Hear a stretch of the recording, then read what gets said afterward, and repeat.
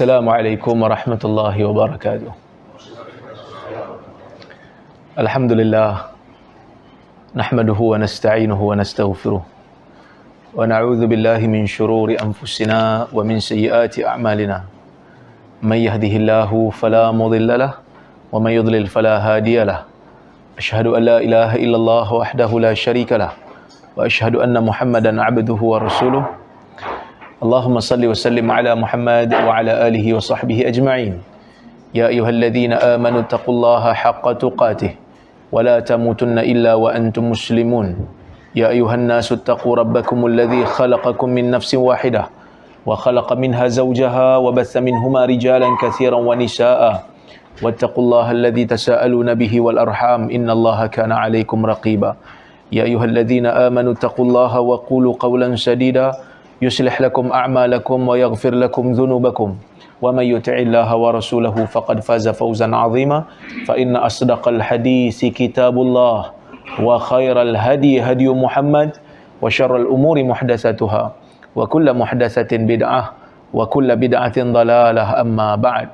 Muslimin dan muslimat yang dirahmati oleh Allah Subhanahu wa taala sekalian, alhamdulillah pada pagi ini kita dapat bersama-sama berhimpun dalam orang kata apa, kuliah hadis 40, yang mana saya dipahamkan kuliah ini ada juga dilakukan, sebab saya ingat last saya bagi adalah hadis yang pertama.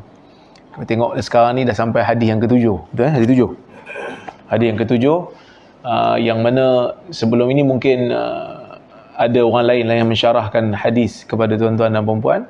Hari ni kita cuba tengok hadis yang ketujuh dan kita cuba ambil manfaat daripada hadis yang ketujuh ni, yang mana hadis yang ketujuh ni daripada Tamim Ad-Dari.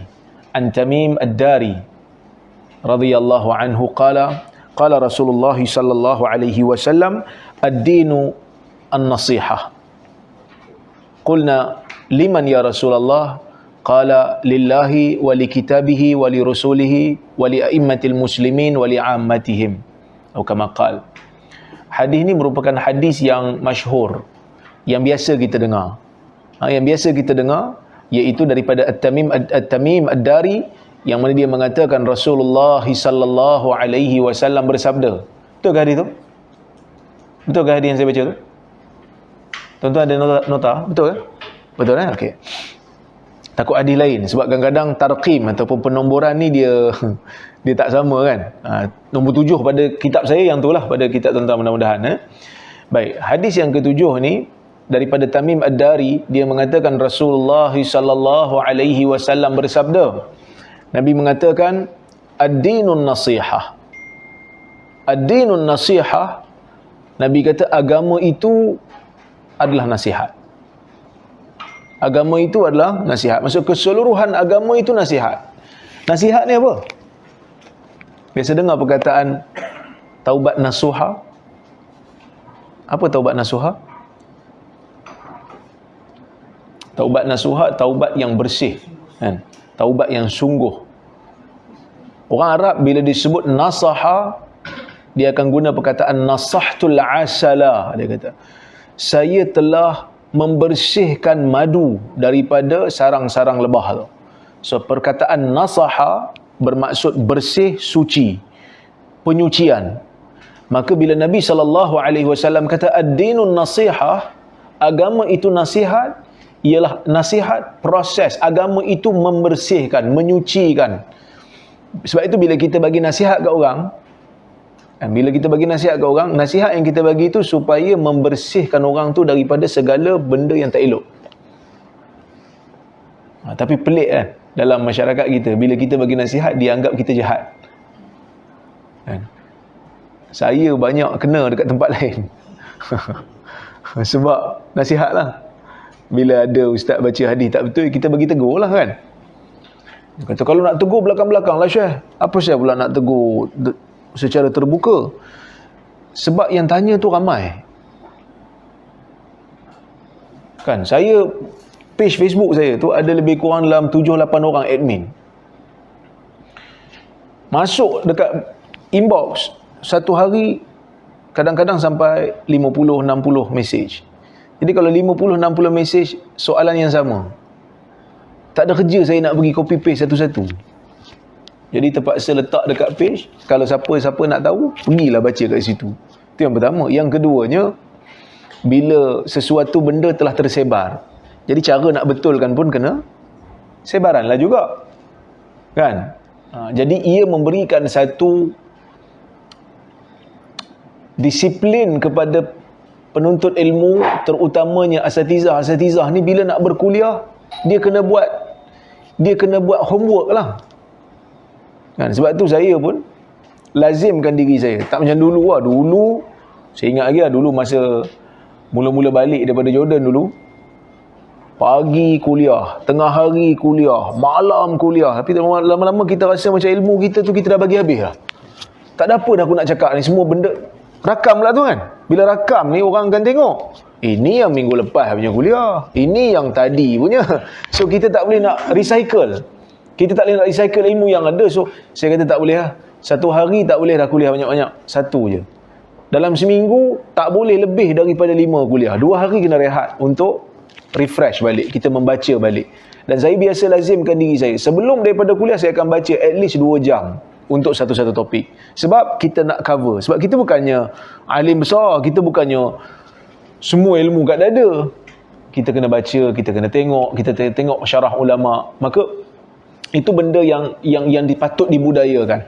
Kan? Jadi bila kita bagi nasihat, sebenarnya nasihat ni kita nakkan kebaikan. Iradatul khair lil mansuh. Kita nakkan kebaikan daripada orang yang kita nasihat. Sebab itu Nabi SAW mengatakan, nasihat itu idza stansahaka fansahlah. Nabi sebutlah hadis kan, di antara hak seorang mukmin ke atas mukmin yang lain, apabila dia minta nasihat daripada kamu, kamu kena bagi nasihat. Kadang-kadang ada orang minta nasihat kat kita, kita macam, saya ni sesuai ke bagi nasihat? Itu hak, kena bagi. Dan juga kalau orang nak bagi kita nasihat, semalam hari apa? Sabtu Semalam Jumaat semalam tak betul. Kemarin saya ada program dipanggil penyerahan nota tugas. Kan? InsyaAllah hari Khamis ni saya akan bermula tugas barulah.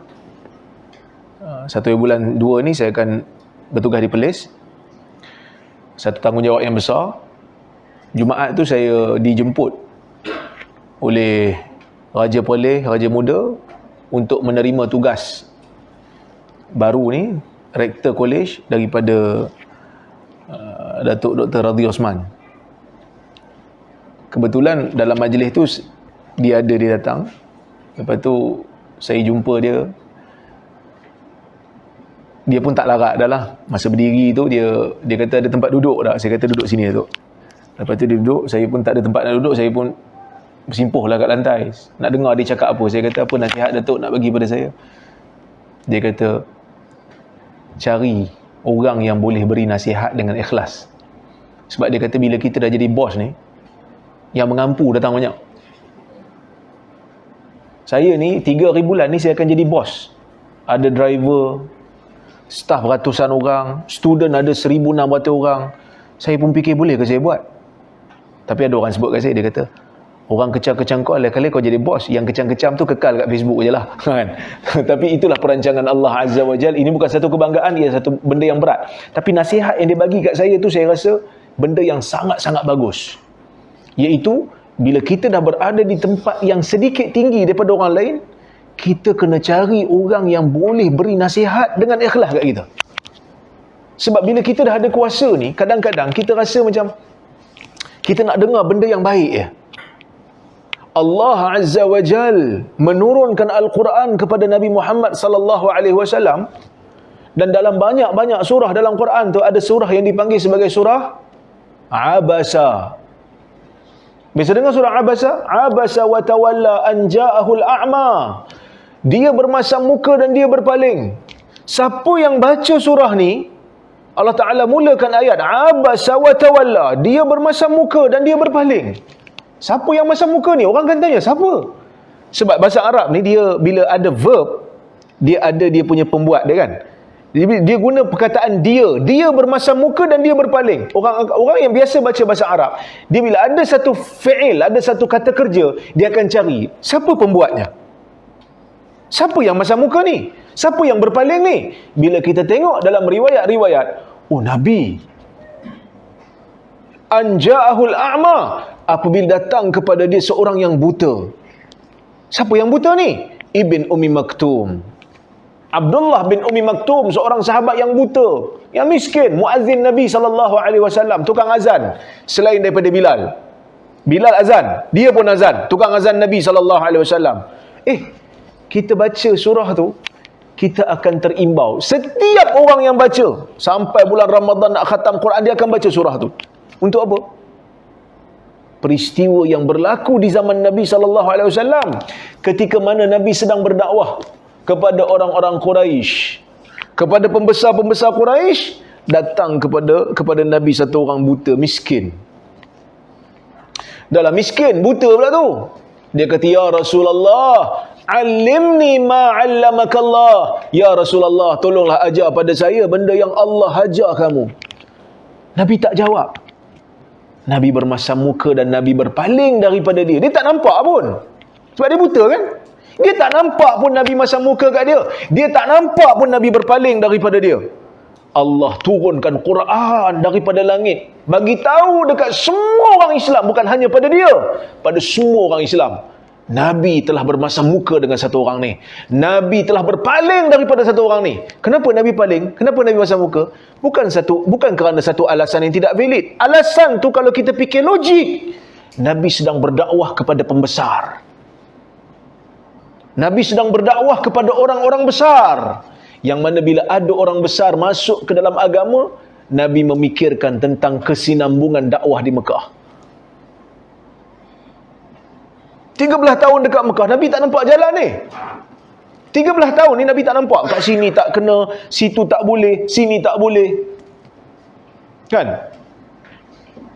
Macam saya, banyak tempat tak boleh, tapi ada online. Kan? Ada online. Sekarang saya pindah Perlis, lagi banyak tempat boleh. Dan itu Datuk Mufti bisik kat saya. Dia kata, titah tuanku, Dr. Rora kena pegang satu masjid jadi pengurusi, masjid baru. Nanti tuan-tuan datang Perlis, insyaAllah bulan 5 ni ada perkampungan sunnah. So nanti tuan-tuan datang, singgah masjid tempat saya jadi pengurusi nanti. Dulu orang, kalau saya nak pergi ceramah, orang tanya, ada tauliah tak? Sekarang ni saya panggil orang ceramah, saya tanya, ada tauliah tak? Begitulah perancangan Tuhan. Kan? Jadi kalau kita disekat di tempat yang pelbagai, kita ada ruang online. Nabi SAW zaman tu tak ada online. Kan? Di sini disekat, di semua tempat disekat. Maka Nabi SAW tak ada ruang, melainkan kena deal dengan orang-orang besar yang ada kuasa memberi tauliah ni. Kena ada juga deal dengan orang-orang macam ni. So Nabi SAW dari sudut dakwah tu betul lah, tapi Allah Azza wa Jal memberikan teguran. Kerana dakwah ini ada kalanya bukan datang dengan harta benda, bukan dengan pangkat, tetapi ia datang dengan keikhlasan orang-orang yang beragama. Kerana Allah Ta'ala tahu ni, orang-orang besar ni dengar cakap Nabi SAW, bukan nak masuk Islam pun. Siap dia orang minta, Muhammad, kalau kau nak dakwah kat kami, asingkan kami daripada puak-puak yang miskin ni. Asingkan kami daripada puak-puak yang tak ada kedudukan ni. Kami punya kedudukan tinggi. Allah Azza wa Jal menegur Nabi dalam surah ni, memberikan peringatan bukan hanya pada Nabi, pada setiap orang yang lalu surah ni. Apa dia? Bila kita dalam dakwah ni, kita kena terima nasihat. Nak jadi Muslim ni, kena terima nasihat. Sebab apa? Manusia yang paling hebat dalam dakwah pun Allah Ta'ala tegur dia. Wah, ini lain macam ni. Dah sampai dah Starbucks kan? Baru 15 minit kuliah. Jazakallah khair. Baik. Bila apa? Dalam dakwah ini, pendakwah ada kalanya memerlukan nasihat. Seperti mana Nabi SAW, manusia yang paling hebat dalam dakwah pun Allah Ta'ala tegur. Dia nak bagi tahu kat kita lah, kita ni perlu pada nasihat. Maka sebab itu Nabi kata, ad-dinun nasihah, agama itu nasihat. Maka sahabat tanyalah, qulna ya Rasulullah liman? Ya Rasulullah, untuk siapa kita nak bagi nasihat ni? Kerana siapa? Maka Nabi SAW kata, lillah, kerana Allah. Bagi nasihat ni kerana Allah, untuk Allah. Apa maksud nasihat untuk Allah? Para ulama menghuraikan. Pertama, bila kita bagi nasihat, mesti ke arah keimanan kepada Allah, ke arah mentauhidkan Allah. Kan, hari ni kita tengok yang menjadi cabaran kepada umat Islam ni bukan hanya kepada orang yang bukan Islam, tetapi kadang-kadang pada orang Islam sendiri. Macam-macam cara disadurkan di atas nama agama untuk membenarkan kebatilan. Tuan-tuan biasa dengar mandi safar? Biasa dengar mandi safar? Mandi yang dilakukan pada bulan safar. Kita mungkin tak biasalah. Kita mungkin tak biasalah. Tapi dulu biasa. Pakcik-pakcik, makcik-makcik zaman dulu memang mandi. Siap naik bas rombongan pergi Melaka lagi kan. Nak mandi safar, nak buang bala hari Rabu yang terakhir. Sehingga kan kalau kita tengok dalam hadis Nabi SAW kata, la adwa wala tiyarata wala safar. Tidak ada jangkitan tanpa izin Allah, penyakit tak berjangkit melainkan dengan izin Allah. Wala tiyarah, tidak ada kepercayaan sial. Wala safar, salah satu daripada tafsiran ulama, Nabi menafikan sial pada bulan safar. Nabi nafikan sial pada bulan safar tu. Tiba-tiba hari ni ada orang ceramah kata boleh mandi safar. Siapa yang cakap tu? Bukan Tok Bomo. Yang cakap tu bukan Sami Buddha. Yang cakap tu orang yang mereka anggap ustaz. Maka kita, orang yang beriman, bila dengar ceramah itu disebarkan, cuba nak hidupkan balik benda khurafat, benda bid'ah yang berlaku dalam masyarakat, kita kena buat apa? Diam aja? Kena ingat yang ni lah. Lillah, ni agama Allah. Siapa-siapa yang menyebarkan sesuatu yang tidak benar berkenaan dengan agama Allah, kita bertanggungjawab untuk betulkan balik. Kita pun tegur. Bila kita tegur, dia tuduh kita apa? Senang cerita, tak payah bincang-bincang panjang. Hang Wahabi. Tu je lah. Kita dok keluarkan hadis-hadis ni tak sahih, hadis ni ulama, Nabi kata macam ni, ulama ni kata macam ni. Dia kata hang Wahabi. Habis cerita. Dia sebarkan kesesatan atas nama agama. Siapa yang bantah dia? Siapa yang bantah saya? Wahabi. Ini benda yang tak sihat yang berlaku dalam negara kita, tetapi benda ini dibiarkan oleh orang-orang agama yang berautoriti. Sebab tu saya kata, dalam negara kita ni seolah-olah ada kartel agama. Dia kartel ni orang jual dadah kan. Tapi agama pun ada kartel dekat Malaysia ni. Sorry to say, sesiapa yang buat salah, yang menyebarkan kesesatan di atas nama agama, tapi puak tu puak dia, autoriti tak buat apa pun. Tuan-tuan tengok, ada ambil tindakan. Ukir dekat motor, nombor tertentu, motor tak boleh kena curi. Buat benda, macam-macam petua diberi, macam-macam ijazah dia bagi. Benda-benda khurafat, benda-benda tahyul. Kita tegur, kita buat aduan. Tak ada tindakan. Sebab apa? Set kita jangan pecah. Ni kartel agama. Sebab dia puak kita. Buat apa pun, no big deal. Tapi kalau kita yang bukan puak dia, kita sebut benda betul pun, akan dikatakan tak betul. Kita sebut benda yang berbeza, mungkin kita beza pendapat dengan dia. Kita mungkin ambil Hanbali, dia mungkin ambil Syafi'i. Oh tak boleh. Kat Malaysia ni Syafi'i je. Sedangkan kalau kita ambil Hanbali bukan sesat pun. Tapi dia tak bagi. Tak boleh. Jangan bagi tak boleh kat dia. Sebab apa? Sebab dia ni kalau bagi, pecah orang. Dan yang menyebarkan khurafat tu tak dia ambil, dia nak gambar. Maka sebab itu Nabi SAW mengingatkan kita, agama ni nasihat untuk Allah, menegakkan tauhid kepada Allah, menegakkan kebergantungan kita full kepada Allah. Tapi ada manusia yang kadang-kadang agama ni melibatkan puak. Kalau puak kita tak payahlah, dia lupa tanggungjawab dia. Sebenarnya dia adalah hamba Allah. Kadang-kadang manusia melebihkan kumpulan dia berbanding tuntutan Allah terhadap dia. Ini yang berlaku pada puak-puak jahiliah.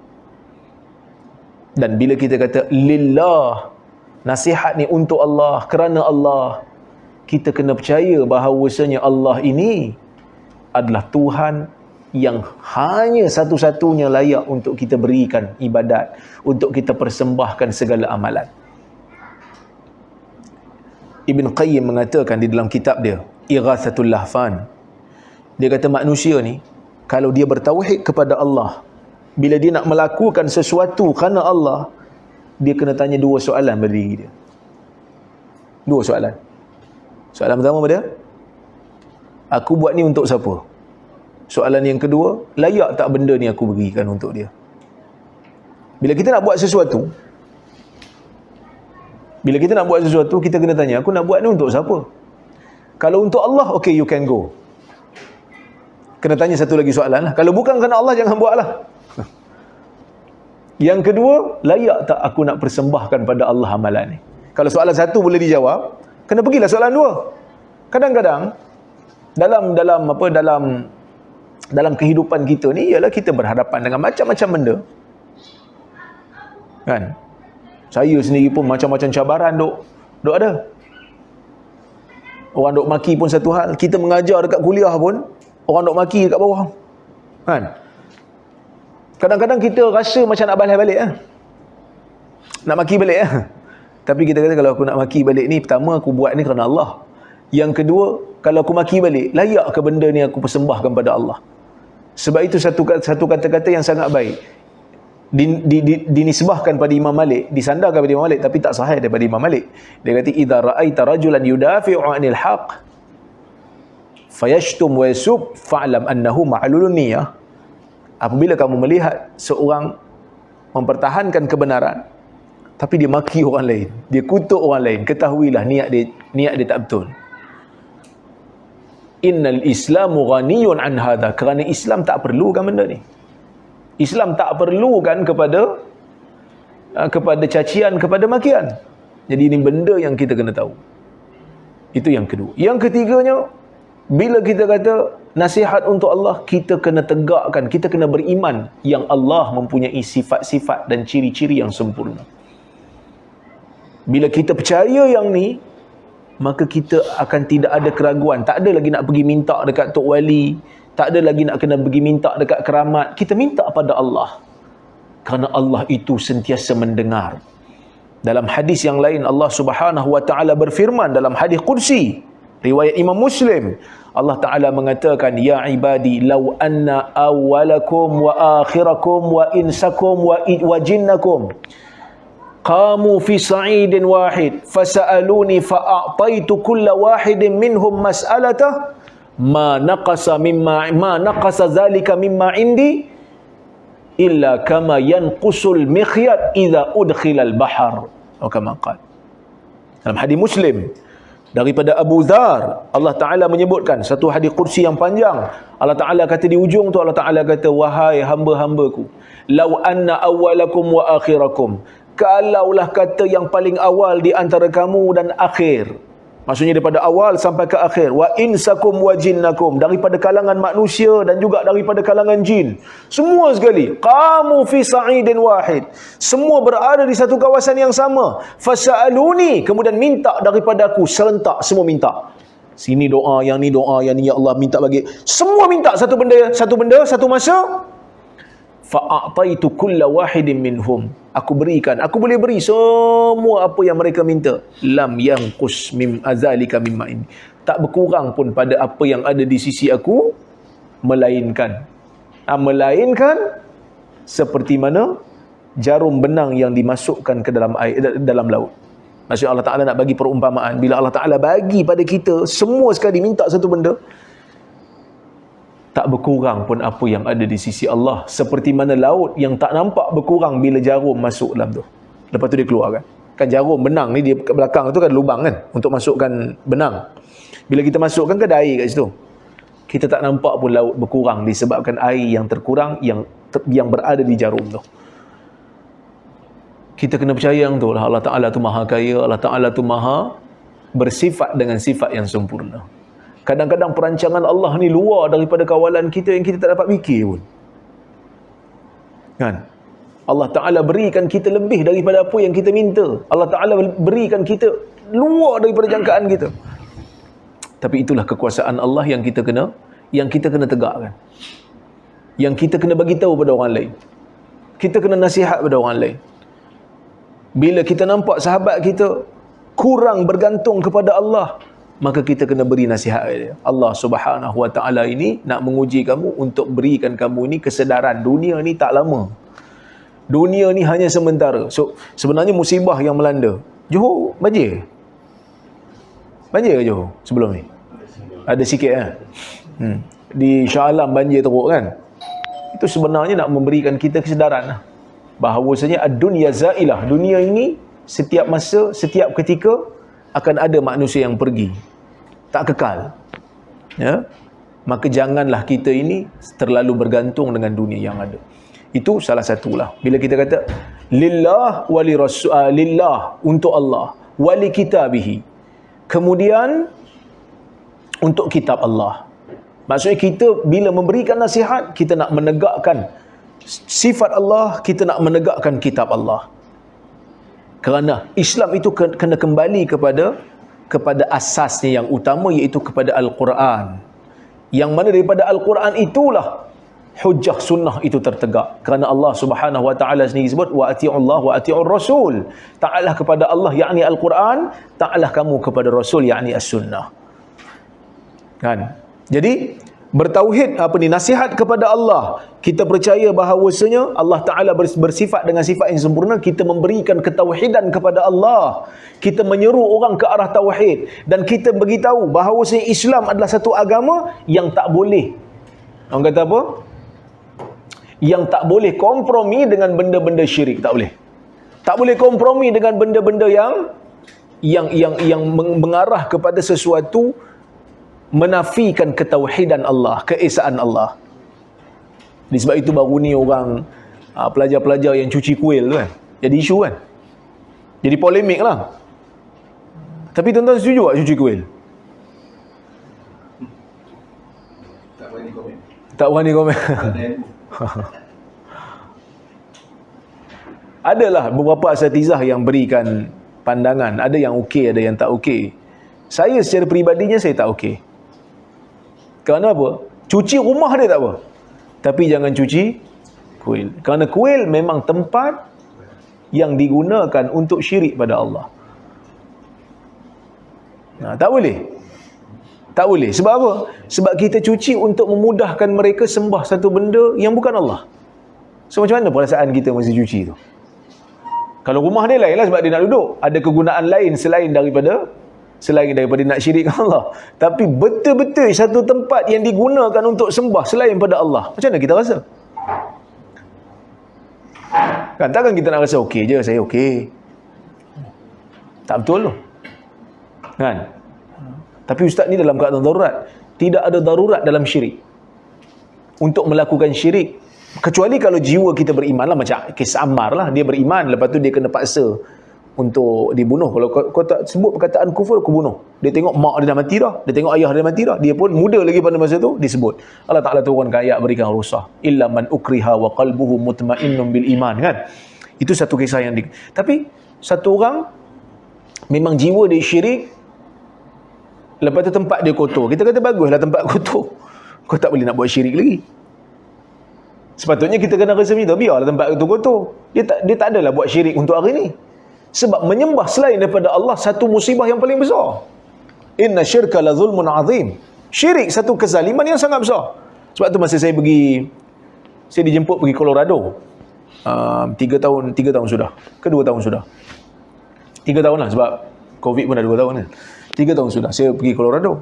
Masa dalam seminar tu, satu orang Indonesia, dia tanya lah, dia kata, "Ustaz, saya ni ada seorang sahabat Kristian, baik betul, berakhlak, punctual, sangat suka bantu orang. Kalau dia mati nanti, dekat mana tempat dia?" Saya kata, "You dah ajak belum dia masuk Islam?" Dia kata, "Dah, tapi dia tak mau. Dia nak kekal dengan Kristian dia lah." Kalau begitu dia neraka lah. Tapi ustaz dia baik. Dia lagi baik daripada orang Islam. Orang Islam ni kadang-kadang ada yang jahat, tepati masa pun tidak, janji duk mungkir saja. Kan? Negara orang Islam yang paling banyak mungkir janji. Cuba tengok orang politik.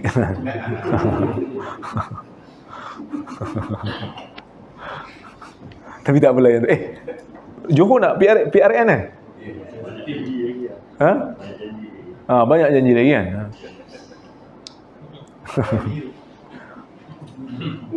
Saya kena hantar isteri saya balik lah ke Johor kan? Sebab tu orang kata saya tak boleh ceramah dekat negeri Johor. Saya kata tak apa, saya ambil orang Johor buat isteri. Dia kena dengar ceramah saya tiap hari. Nanti saya hantar dia pergi Johor, pergi mengundi lah untuk Johor kan. Tapi nak bagi tahunya, orang ni mungkir janji dan sebagainya, tapi akhirnya masuk Islam juga. Dok mencuri pun masuk Islam pula, masuk syurga juga, sebab dia ada tauhid. Ni yang baik ni, orang kafir ni baik, tiba-tiba bila pergi ke akhirat masuk neraka. So macam tak adil pula kan? Macam tak adil lah. Saya kata kat dia, keadilan Tuhan ni kita jangan tengok pada persepsi kita. Kita kena tengok daripada persepsi yang lebih luas daripada tu.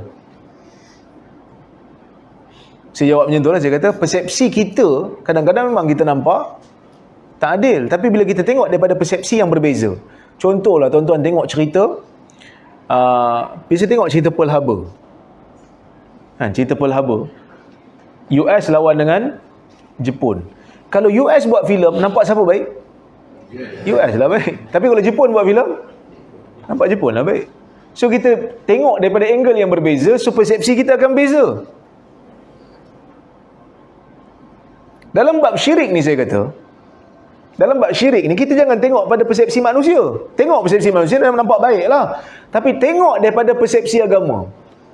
Tengok daripada persepsi agama. Tengok Allah Azza wa Jal berikan kita ni kehidupan. Siapa yang bila hidup dalam dunia, lahir ke dunia, bayar parking. Sebab parking 9 bulan dekat perut ibu, ada bayar? Pernah tanya tak? Tak pernah tanya kan? Kita pun tak tanya, "Mak, masa saya duduk kat rahim 9 bulan tu berapa saya?" Saya duduk homestay 2 minggu. Saya duduk homestay kat Perlis. Rumah tak siap lagi. Saya kena bayar. Sehari 150 saya bayar. Masa duduk tu sedap lah kan? Bila bayar bil, banyak agak. Sebab dalam dunia ni tak ada benda percuma lah. Melainkan kalau sikit-sikit je lah orang nak bagi percuma. Tak salah dia pun. Sebab memang daripada awal kita dah percaya dah. Kita kata nak duduk dalam 2 minggu, sehari 150. Itu pun dia bagi diskaun sikit lah. Tak apa. Tapi duduk dalam rahim mak kita pernah tanya, berapa sewa? 9 bulan tu. Mak kita pun tak tanya. Anggota yang Allah Ta'ala bagi kat kita ni, dengan nikmat yang pelbagai yang Tuhan bagi, semua mana ada kita bayar. Kita bayar bulu hidung yang tumbuh. Tu yang kita cabut satu-satu sebab tak bayar. Duduk dalam bilik air, cabut bulu hidung satu-satu, panjang bulu hidung macam tu kan. Sebab tak bayar, dia tumbuh sendiri. Kalau bayar, nak cabut pun fikir 5 kupang ni. 50 sen ni. Trim je lah kan, tak potong. Tak cabut. Sebab kita tak pernah bayar, kita tak pernah tanya pun. Allah Ta'ala bagi kita mata, kita boleh tengok dengan pelbagai, kita tak pernah bayar. Cuma Allah Ta'ala minta apa dia? Iktiraf dia sebagai Tuhan je. Sembah diri pada dia, itu je. Dan kalau kita tak sembah, jadi apa kepada dia? Tak ada. Tak jadi apa pun. Tak berlaku apa pun pada Allah kalau kita tak sembah dia. Bahkan dalam dunia ni, penganut agama Kristian lagi ramai daripada Muslim. Ada berlaku apa-apa pada Allah? Tak ada. Kerana Allah tak perlukan kita pun. Allah Ta'ala tak perlukan. Sebab itu dalam hadis, saya huraikan dalam kuliah di Perlis baru ni, hadis kan Allah Ta'ala kata, ya ibadi kullukum ja'i' kullukum dal illa man hadaitu fastahduni uhdikum. Wahai hamba-hambaku, kamu semua dalam keadaan sesat, tak tahu apa itu hidayah. Aku beri hidayah pada kamu. Minta hidayah kepada aku beri pada kamu. Sebab kita ni dalam dunia, kita tak tahu apa kan. Kalau tak turun Quran, tak turun sunnah, kita pun tak tahu macam mana nak salat, macam mana nak puasa, macam mana nak berzakat, kita tak tahu. Allah Ta'ala hantar Quran, Allah Ta'ala hantar sunnah pada kita, maka kita tahulah, oh ni Allah Ta'ala suka, ni Allah Ta'ala tak suka. Ya ibadi kullukum ja'i illa man at'amtu fastat'imuni ut'imkum. Wahai hambaku, kamu semua lapar kecuali orang yang aku berikan makan. Minta makan pada aku akan berikan kamu makanan. Ya ibadi kullukum 'ar illa man kasautu fastaksuni aksukum. Wahai hamba-hambaku, semua di kalangan kamu lahir dalam keadaan tidak berpakaian, kecuali orang yang aku berikan kepada dia pakaian. Mintalah pakaian pada aku akan berikan kamu pakaian. Ni Allah Ta'ala sebut kat kita ni supaya kita sedar diri lah. Kita turun ke dunia ni tak bayar apa pun, tak ada apa pun. Allah bagi makan, Allah bagi pakai, Allah bagi hidup, Allah bagi selesa. Sebahagian kaya lebih daripada orang lain, Allah bagi. Cuma Allah Ta'ala kata apa? Kamu kena sembah aku, mohon pada aku, iktiraf aku sebagai Tuhan, tu saja. Bukan kerana Allah Ta'ala minta, kerana Allah Ta'ala nakkan sesuatu manfaat daripada ibadat kita. Tak, untuk kamu sendiri. Tapi ada manusia yang setelah dapat nikmat yang pelbagai daripada Tuhan, Tuhan bagi selesa macam-macam, dia pergi sembah satu benda yang tak ada kaitan dengan dia. Dia buat patung-patung, lepas tu dia pergi sembah benda. Pada persepsi pandangan Tuhan, ini kezaliman yang sangat besar. Kita bagi satu situasi. Katalah Syekh Razif kita ni dia ada company. Company dia temuduga satu pegawai baru. Temuduga. Okey, cantiklah dia ni, memang ada kepakaran lah. Kita nak dia ni. Kita janjilah. Gaji saya bayar awak sebulan 3,000. Ini job description, JD awak. Awak kena buat benda ni. Dia pun kata okey, saya terima, sign kontrak 3 tahun. Bulan pertama kita tak apalah, kita bagi dia kata apa, probation untuk latihan. Kita bagi dia 3,000. Kita bagi dia gaji. Tapi bulan kedua tengok dia tak buat kerja. Bulan ketiga dia tengok, mana dia ni? Gaji dah bayar 3 bulan tapi kerja tak siap. Kita tengok dia pergi kerja kat syarikat, dia pergi buat tugas kat company lain. Sebelah pejabat kita ni ada satu company lagi. Dia pergi tolong company ni bersungguh-sungguh for free. Percuma. Dia tolong photostate-kan barang, dia tolong hantar dokumen. Kita pun tengok dia, awak ni staff saya, kenapa awak pergi tolong company ni? Dia kata saya tolong ni ikhlas daripada saya. Saya tak minta bayaran apa pun. Pada company yang ditolong tu dia baik tak? Tip top lah. Amazing. Manusia yang sangat baik. Tapi pada pandangan Syekh Razif kita, dia ni apa? Mangkak. Kata orang Perak, mangkak lah. Hang teruk lah ambil gaji kat aku, hang pergi buat kerja lain. Pada persepsi agama, orang yang buat syirik, macam inilah keadaannya. Bila kita tengok daripada persepsi hamba dengan hamba, baiklah. Tapi kena tengok daripada persepsi agama lah. Kena tengok daripada pandangan Allah Azza wa Jal. Aku berikan kamu pelbagai benda. Tiba-tiba kamu tak beri sembah aku, kau beri sembah benda yang tak ada kena-mengena, yang kau cipta sendiri.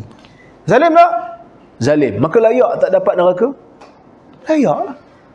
Kerana kezaliman tu. Tapi orang yang katalah jahat sikit-sikit, tapi dia tetap iktiraf Tuhan dia, paling tidak dia iktiraf Allah yang bagi aku, walaupun dia jahat pada manusia lain, dia berhak tak dapat. Akhirnya Syurga untuk yang Allah Ta'ala sediakan untuk dia, berhak. Sebab dia iktiraf Tuhan dia. Tapi sebab Tuhan ni maha adil, sebab engkau ada buat masalah dengan manusia lain, maka aku azab engkau kejap. Aku azab engkau kejap. Maka itulah keadilan Tuhan. Jadi bila kita kata nasihat lillah, nasihat kepada Allah ni, kena bagi faham pada manusia kepentingan tauhid. Kena bagi faham pada manusia, Allah Ta'ala ini hakim, maha memberi hikmah. Apa saja yang Tuhan bagi kita, ada hikmah di sebaliknya. Kan? Ada hikmah. Dan kita ni manusia yang tak ada apa-apa. Melainkan dengan keimananlah kita akan menjadi mulia. Para sahabat Nabi SAW, sebahagian besar yang hebat-hebat ni miskin je. Ibnu Mas'ud miskin, Bilal miskin, Abu Hurairah miskin, Abu Dzar miskin, Salman miskin. Tapi miskin mereka itu, pada hari ini nama mereka ditulis dengan tinta emas. Kerana apa? Mereka menegakkan tauhid. Sebab itu saya dulu pernah dengar satu speech Syekh Muhammad Al-Qudah. Muhammad Qudah ni dia seorang ilmuwan besar lah dekat Jordan tu. Ucapan dia tu menusuklah dalam jiwa saya. Dia kata dalam satu ucapan dia kata, Khulafa ar-Rashidun, bermula daripada Abu Bakar sampai kepada Ali bin Abi Talib. Hari ini mana-mana kuliah agama pun paling tidak akan sebut sejarah mereka. Ada sikit, tak sikit banyak. Kan? Kita pergi Madinah hari ni, ada tak kita nampak apa-apa tugu? Ni tugu Umar, ini tugu Abu Bakar. Ada? Tak ada binaan pun yang mereka tinggalkan untuk kita. Tetapi umat menyebut nama mereka dan menghormati mereka. Kenapa? Mereka menegakkan agama Allah. Mereka tak bina apa-apa bangunan untuk manusia ingat mereka. Dan manusia ingat mereka bukan kerana keterpaksaan pun. Iyalah ustaz, dia orang ni sahabat Nabi. Okey, kita pergi yang bukan sahabat. Umar bin Abdul Aziz, bukan sahabat. Kita ingat tak dia? Dia ada bina tak apa-apa bangunan untuk orang ingat dia? No, tak ada. Hari ni macam-macam bangunan duk buat. Menara warisan lah, menara itulah, menara inilah. Nak bagi ingat. Tapi kita kena tahu. Bukan saya marah bina bangunan tu. Tapi nak bagi tahu, kadang-kadang kita tak perlu belanja besar dengan duit rakyat pun untuk manusia kenang dan ingat kita dengan kebaikan. Hanya kita menegakkan tuntutan Allah dan Rasulnya. Selesai masalah. Dan bila kita dah jadi hamba yang taat kepada Allah, maka apa saja yang Allah Ta'ala suruh kita buat, kita buat. Walaupun kita tak faham apakah falsafah di sebaliknya. Kan kita salat, kita kan faham pun kenapa kena salat. Tuan-tuan, kita salat, tuan-tuan faham kenapa kita kena rukuk sekali, sujud 2 kali dalam satu rakaat? Kenapa kita kena salat zuhur 4 rakaat, salat maghrib 3 rakaat? Kita pun tak faham. Tapi kenapa kita buat? Lillah. Sebab tu masa kita angkat takbir tu, kita kata Allahu Akbar. Allah yang Maha Besar. Sebab apa? Sebab kita membesarkan Allah. Maksudnya, ya Allah, setiap daripada perintah Engkau yang Kau berikan pada aku, itulah yang paling besar. Sehingga kan kalau bos panggil pun, bos, kejap bos, nak solat dulu. Kejap bos, nak solat. Kerana tidak ada yang sepenting daripada seruan Allah Azza wa Jal. Aku tak faham pun kenapa aku kena buat benda. Pergi melontar dekat Mekah. Pergi melontar. Tuan-tuan pergi haji kan? Buat haji. Kita melontar. 1, 2, kena pergi melontar 3 jamrah. Ada satu orang katalah dia pergi ambil batu, dia kata boring lah, asyik melontar kat jamrah je. Saya nak pergi melontar dekat guard tu pula. Dia asyik marah aku je. Sah tak haji? Tak sah. Kena bayar dam. Kenapa kena melontar kat tempat tu juga? Kerana Allah suruh melontar kat situ. Kenapa kita kena melontar kat situ? Sebab Nabi Ibrahim pernah lontar setan kat sini. Masa kita lontar tu setan ada kat situ tak? Masa kita melontar jamrah tu setan ada kat situ tak? Tak ada. Kalau setan ada pun setan tak disakitilah kerana kita. Sebab kita bukan baling setan, kita hanya memperingati sejarah Nabi Ibrahim yang baling setan. Lepas tu jangan salah faham. Masa saya buat haji kali pertama, batu-batu pun dia orang baling. Payung, kayu. Kita duduk depan kan, orang belakang duduk baling. Itu masa kuliah tu duduk kat tangga lah kot. Dia kata kita baling ni sebab Nabi Ibrahim baling setan. Dia berkata, oh baling setan, kita kena baling dengan batu-batu. Saya duduk depan tu, saya sempat elak lah, payung kena orang depan. Arab kan tinggi, Arab tu pusing. Namu syaitan. Kami bukan syaitan lah, Syekh.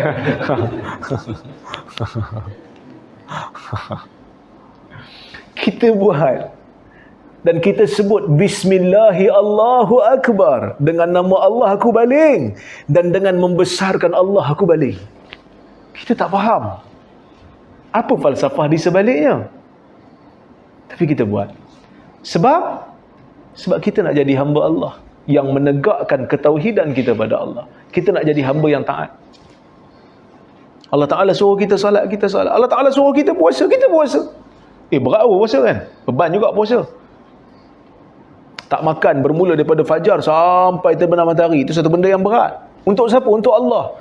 Masuk dalam bilik air, tengok air dalam kolah. Lebih menarik air ni, boleh minum ni. Bukan ada orang tahu pun. Kita tak buat kerana Allah, kerana kita tahu ini tuntutan Allah. Allah Ta'ala tahu. Menegakkan tauhid kan, wali kitabihi, dan juga menegakkan kitab Allah. Maksud menegakkan kitab Allah dengan kita mengadakan satu golongan manusia yang menghafal kitab Allah. Kita tengok Mahat Hafiz pun dah banyak, kerana menghafal kitab Allah merupakan fardu kifayah. Daripada menghafalnya, kita tadabbur maknanya. Allah Ta'ala mencela golongan yang tidak tadabbur makna ayat-ayat Al-Quran. Afala yatadabbaruna Al-Quran. Adakah kamu tidak bertadabbur makna-makna ayat Al-Quran? Kerana Quran ni kalau kita tadabbur, kita akan dapati pelbagai hikmah yang Allah Ta'ala letakkan di dalam Al-Quran. Banyak sebenarnya ayat-ayat yang menunjukkan kita perlu mengambil manfaat daripadanya. Orang yang stres, baca Quran, ambil manfaat. Baca surah-surah Nabi-Nabi yang Allah Ta'ala telah uji mereka, dan mereka berjaya untuk selesaikan ujian tu. Bagi siapa yang nak, orang kata apa, nak belajar tentang isyarat-isyarat kauniyah, isyarat-isyarat yang berkaitan dengan mukjizat penciptaan alam, boleh tengok dalam Quran, ada sebahagian. Bila Allah Ta'ala menyebutkan fala uqsimu bimawaqi'in nujum, aku bersumpah dengan tempat bintang. Kan? Dalam ayat yang lain Allah Ta'ala sumpah dengan bintang. Tiba-tiba dalam ayat ni Allah Ta'ala kata aku sumpah dengan tempat bintang. Kita pun kaji, pasal apa? Ada sumpah dengan bintang, ada sumpah dengan tempat bintang. Macam pelik lah kan? Sumpah dengan bintang sudahlah, sumpah dengan tempat bintang. Bila kita kaji-kaji balik, rupanya tempat bintang itulah yang kita lihat setiap malam, bukannya bintang. Kan, tuan-tuan, nanti malam tengok kat langit, tengok ada bintang kan. Tuan-tuan tengok bintang tu, tuan-tuan kena tahu, bintang yang saya tengok sekarang ni bukan bintang, tapi tempat dia. Kerana bintang tu dah bergerak pergi tempat lain. Yang sampai kat kita tu cahaya, sebab cahaya tu baru sampai. Sebab bintang kan jauh, so cahaya tu yang baru sampai, bintang tu dah bergerak pergi tempat lain. Bila Allah Ta'ala kata was-sama'i wat-tariq, semalam kuliah saya hurai pasal surah At-Tariq, was-sama'i wat-tariq, dan demi langit dan demi tariq. Apa itu tariq? Bintang. Bintang yang menembusi, bintang yang timbul pada waktu malam. Sebahagian kata bintang yang bergerak, bintang yang bergerak menembusi kegelapan langit. Allah Ta'ala turun ayat ribuan tahun dulu bagi tahu bintang bergerak. Dalam surah Yasin, tuan-tuan baca kan malam Jumaat surah Yasin? Kita baca surah Kahfi kan, tapi ada sebahagian baca surah Yasin.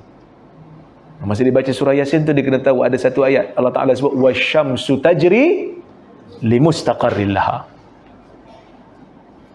Matahari itu bergerak pada tempat yang ditentukan untuknya.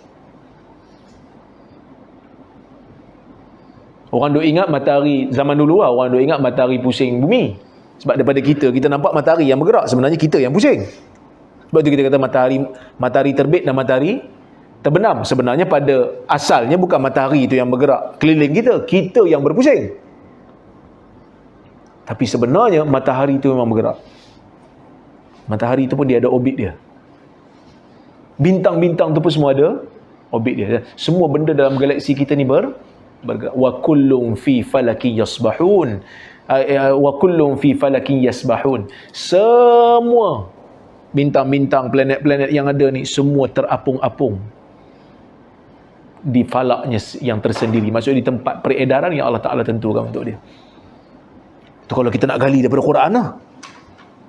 Banyak sebenarnya ayat-ayat yang Allah Subhanahu Wa Ta'ala sebut berkenaan dengan penciptaan alam, penciptaan manusia lagilah. Saya huraikan dalam buku saya, buku terbaru tadi Hadi duk bawa tu dekat Luqman tu.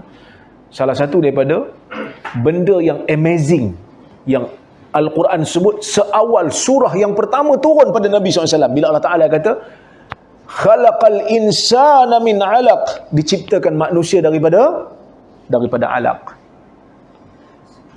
Apa maksud alaq? Kalau orang tanya kita, alaq tu apa dia? Kita akan kata segumpal darah. Sebenarnya bukan segumpal darah. Alaq bukan segumpal darah. Alaq dalam bahasa Arab dia ada 3 makna. Satu tergantung, satu tersekat, satu lagi lintah. Lintah ni dia bahasa pinjaman lah, sebab lintah kan suka tergantung dekat binatang kan. Okay, 3 benda, 3 makna. Bila Allah Ta'ala kata kami ciptakan manusia daripada alaq, 3 makna ni kena pada manusia. Kami ciptakan manusia daripada sesuatu yang tergantung.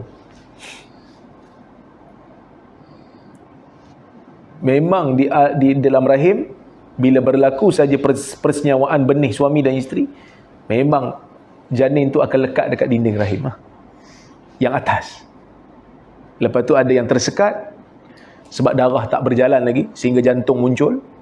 Lepas tu lintah sama dengan janin daripada 3 sudut, bentuk sama di peringkat awal, sifat sama, lintah hisap darah, janin hisap plasenta. Yang ketiga, lintah dalam air, hidup dalam air, janin hidup dalam air ketuban. Sama.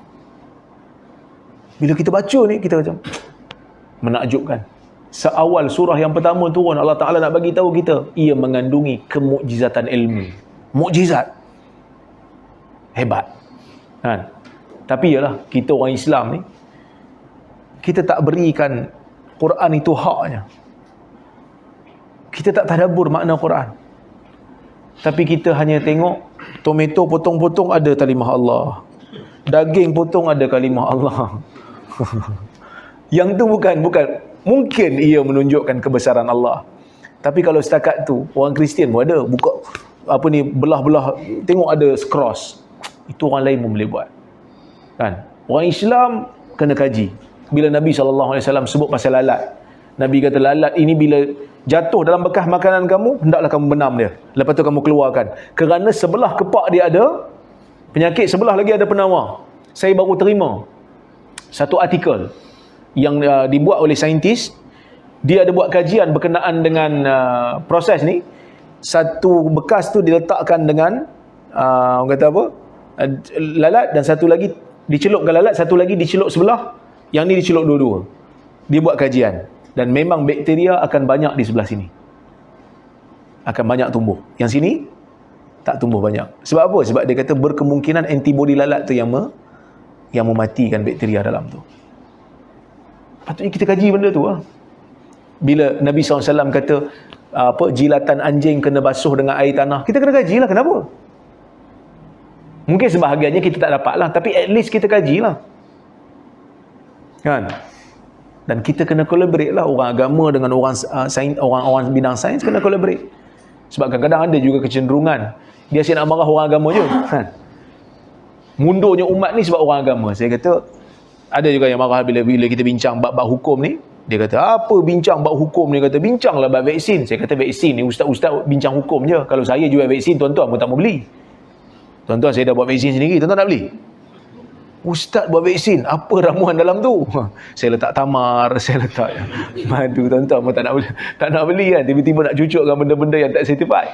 Sekarang kalau saintis buat vaksin pun kita takut nak ambil kan. Baik, kita tadabbur makna ayat Al-Quran, kemudian kita mengamalkan isi kandungan Quran. Kemudian Nabi SAW kata wali rasulihi, untuk rasulnya, kerana rasulnya. Nasihat untuk Rasul, yang pertama sekali kita jaga nama baik Rasul. Kita beriman dengan Rasul, kita jaga nama baik Rasul. Macam mana nak jaga nama baik Rasul? Kita kena pertahankan sunnah Nabi SAW. Tapi pelik dalam negara ni, selain pelik, dalam negara ni saya bayarlah sikit pada pelik kan. Saya JK Fatwa boleh. Baik. Dalam negara ni, dia jadi satu kriteria nak jadi ahli sunnah, kena terima bid'ah hasanah, betul tak? Kan pelik tu tuan-tuan. Bid'ah hasanah ni kalau tuan-tuan tak buat sekali pun dalam hidup, ada masalah tak pada diri kita, pada iman kita? Tak ada masalah apa pun. Tapi kalau ada sunnah yang tuan-tuan benci, sunnah yang sahih daripada Nabi, tuan-tuan benci pada sunnah tu, teruknya sunnah ni, jumutnya sunnah ni, bahaya tak pada diri? Ataupun kalau tak benci pun, tak amal walaupun sekali. Ada satu sunnah yang mudah dalam kehidupan, tak amal walaupun sekali, rugi tak? Rugilah, pahala tak dapat.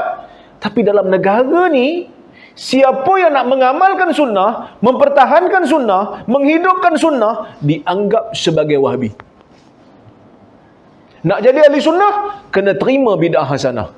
Sebab tu saya kata, bila sampai waktu maulid, khutbah akan dipenuhi dengan kepentingan menyambut maulid. Saya bukan masalah, saya tak ada masalah apa dengan sambutan maulid. Tapi saya tahu sebahagian ulama ada yang menentang. Kalau tanya pada saya kata isu ni memang khilaf. Sebab cara sambutan maulid tu kita kena tengok. Ada orang sambut maulid dengan upacara bid'ah, so bid'ah lah. Ada orang sambut maulid dengan bagi kuliah, so okey. Sebab benda maulid ni hari cuti kan, maulid. Cuma ada sebahagian ulama yang menentang. Asy-Syatibi mengatakan bid'ah. Dia tak suka. Al-Fakihani antara yang menentang. Tapi ada yang kata okey, Bin Hajar kata okey, Al-Haytami kata okey. Maka sebab itu ada perbezaan pandangan. Dah bila ada orang beza pendapat, ada orang tak setuju, ada orang setuju, normal lah. Tapi bersungguh kita nak mempertahankan bid'ah hasanah lebih daripada kita nak mempertahankan sunnah. Kan? Tuan-tuan, selama duduk dekat negeri tuan-tuan ni, pernah dengar tak khutbah kepentingan membaca surah Al-Kahfi pada hari Jumaat dan malam Jumaat? Pernah dengar? Tapi khutbah berkenaan dengan maulid, bisa dengar? Maka kita tengoklah kesungguhan kita. Kesungguhan kita nak mengamalkan bid'ah hasanah lebih banyak daripada kita nak mengamalkan sunnah.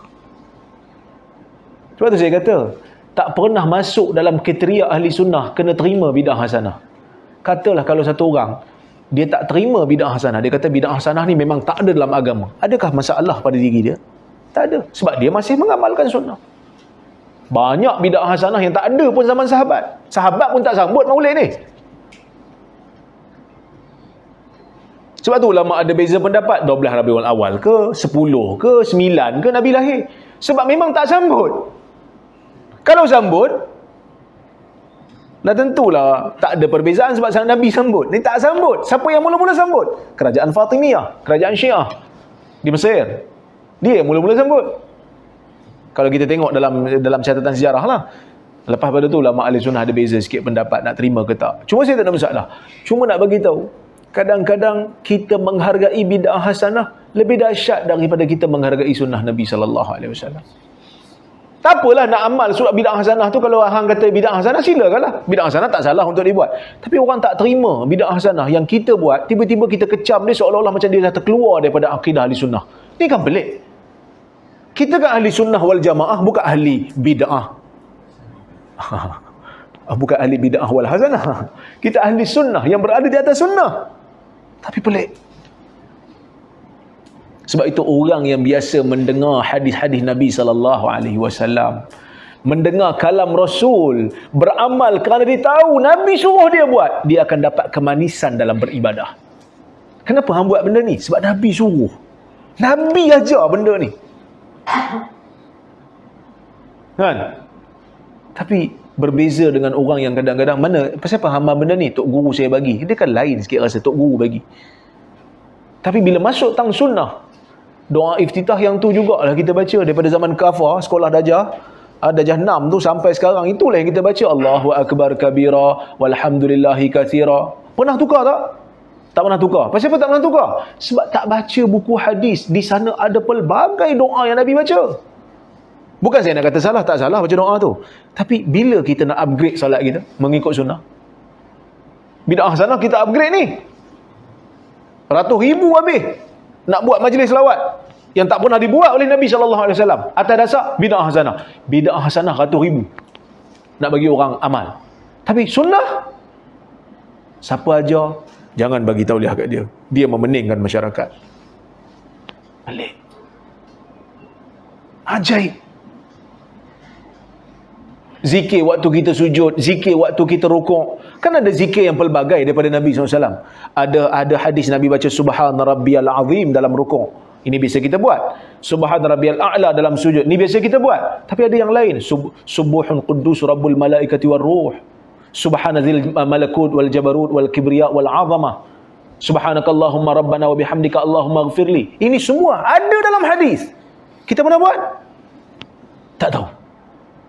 Tapi biasanya masyarakat Muslim di Malaysia ini mungkin tak pernah dengar pun.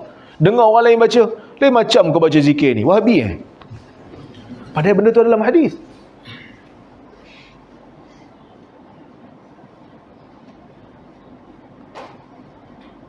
Seorang sahabat saya, dia ceritalah, dia kata, dia ada seorang mengadu kat dia kata, teruk, dia kata orang Saudi ni. Ada ke dalam tasyahud sebut nama Muhammad bin Abdul Wahab? Abdul Wahab tu kan Wahabi punya tokoh kan. Kata dia baca macam mana? Saya dengar dia baca tasyahud tu Muhammad bin Abdul Wahab. Sebenarnya bukan Muhammad bin Abdul Wahab. Kita tasyahud kan ada banyak versi. Ada tasyahud yang tuan-tuan baca, yang kita belajar kat sekolah rendah dulu tu, itu tasyahud Ibnu Abbas, yang Ibnu Abbas riwayat daripada Nabi. Asyhadu an la ilaha illallah wa asyhadu anna Muhammadar Rasulullah. Tapi ada tasyahud Ibnu Mas'ud.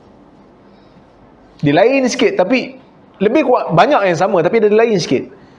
Biasa kita baca at-tahiyatul mubarakatus salawatut tayyibatu lillah kan? Itu Ibnu Abbas punya riwayat. Kalau Ibnu Mas'ud punya at-tahiyatu lillah was salawatu wat tayyibat. Lepas tu dekat syahadah tu, asyhadu an la ilaha illallah wa asyhadu anna Muhammadan abduhu wa rasuluh. Dia dengar Muhammad bin Abdul Wahab, padahal Muhammad Abdullah wa rasuluh. Tapi sebab tak pernah dengar, tak pernah didedahkan, maka sebab itu kita dalam bab sunnah Nabi SAW kita kena usaha bagi orang sayang sunnah kan, bagi orang pelihara sunnah, bagi orang amal sunnah. Bila dengar sunnah terus ubah, oh dulu saya buat macam lain lah, tak apa saya ubah yang ni sebab yang ni memang sunnah Nabi SAW. Kita mau semangat tau. Tapi biasalah cabaran lah, untuk saya ni cabaran lah. Sebab apa? Sebab kita nak mula. Dia kan bila nak kayuh basikal, bila nak kayuh basikal tu, kayuhan pertama kedua tu dia berat sikit sebab basikal belum jalan. Tapi bila dah bergerak nanti dia akan jadi ringan insya-Allah. Dia akan jadi ringan. Sebab apa? Sebab dia dah bergerak. Alhamdulillah, gerakan sunnah makin lama makin dikenali, orang dengar, orang ikut, orang follow. Walaupun kadang-kadang di negeri yang kita tak pernah sampai secara fizikal pun, orang biasa dengar kuliah kat YouTube dan sebagainya. Kita nak orang mengamalkan sunnah semula. Kita nak supaya sunnah ini dihargai oleh manusia. Itu yang pertama. Yang kedua, kena jagalah nama Nabi SAW daripada pendustaan, daripada pembohongan. Selain daripada kita tegakkan sunnah, kita kena banteras juga hadis-hadis palsu ni. Kan? Islam ni dia suruh kita hidupkan agama dengan syiar, adanya salat berjemaah, adanya azan, kan? Supaya agama tu hidup. Tapi bukan itu je. Maka disyariatkan jihad. Untuk apa jihad? Untuk kawal agama ni daripada serangan luar. Sebab itu Syatibi kata, jaga agama min janibil wujud wa min janibil adam. Jaga agama dengan mewujudkan amalan dan dengan memadamkan benda yang boleh memadamkan amalan agama. Padamkan, atau buang benda yang boleh padamkan agama. Maka sama juga dalam bab sunnah, hidupkan sunnah. Hidupkan sunnah. Amal benda sunnah. Supaya orang kenal sunnah. Tapi dalam masa yang sama, hadis-hadis palsu ni kena buang lah. Baru ada wujud dan adam. Maksudnya kita timbulkan yang betul, kita banteras yang palsu. Lepas tu ulama dulu, mereka gunakan pelbagai cara.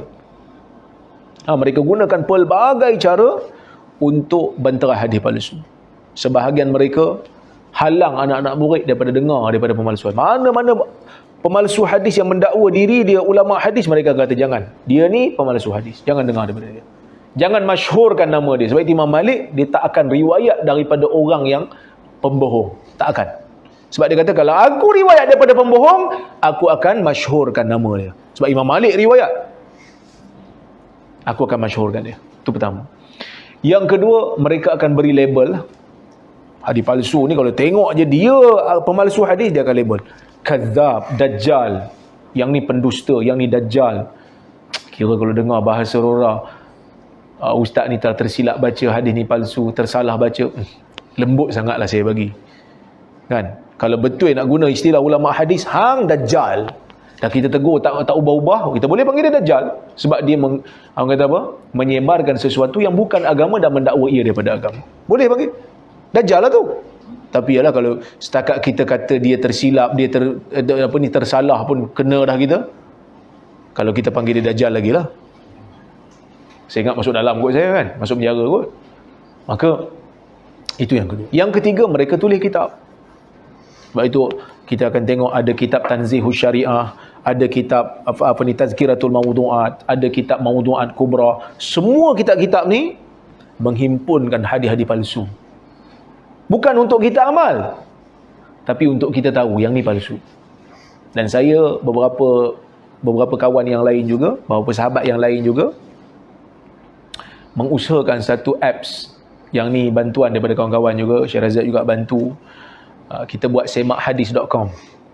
Semakhadis.com ni tuan-tuan boleh download percuma. Dalam tu ada hadis-hadis yang dhaif dan palsu. Kita buat by kitab lah. Dhaif dan palsu ni sebab kita nak kawal. Dengan adanya media sosial, dengan adanya WhatsApp ni jadi susah kan. Kita nak jawab setiap masa, nak jawab setiap ketika ni jadi payah. Jadi kita buat satu apps, kalau saya tidur pun orang boleh tengok kat situ. Kalau saya mati pun benda tu insya-Allah akan berkekalan. Kita dapat sumbangan daripada orang ramai lah. Alhamdulillah setakat ni kita berjaya habiskan 458,000 dan ongoing. 400,000 tu untuk banner apps dengan 12,000 hadis dalam tu. Dalam tu dah ada 12,000 hadis. Bayangkanlah kan. Stres yang tak stres buat benda ni. Tapi saya mengharapkan agar kita semua dapat manfaat daripada apps tu. Dan insya-Allah dalam, saya ingat mungkin tahun depan kita dah boleh masukkan yang sahih pula. Sebab ada orang kata, apa dhaif dengan palsu je ni? Sahih tak ada pun. Sebab orang selalu tanya yang dhaif dan palsu.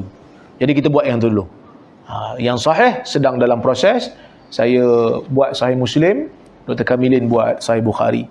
So bila kita buat yang tu, kita juga akan masukkan juga sunan yang 4, Abu Dawud, Tirmizi, Nasai, Ibnu Majah. Yang mana yang sahih-sahih kita akan masuk. Yang mana yang sahih dan dhaif tu kita akan nyatakan statusnya. InsyaAllah, mudah-mudahan usaha ini dapatlah bantu sikit-sikit untuk memartabatkan ilmu hadis. Kan? Sebab ilmu hadis ni, dia jadi macam struggle jugalah kita nak perkenalkan ilmu hadis ni pada masyarakat. Tapi kita cubalah. Mudah-mudahan orang makin lama makin kenal apa itu ilmu hadis. Sebab bila belajar hadis je orang akan tengok. Belajar hadis ni. Kira, Buza kata belajar hadis. Kadang-kadang orang belajar kat UPSI pun dia akan tanya.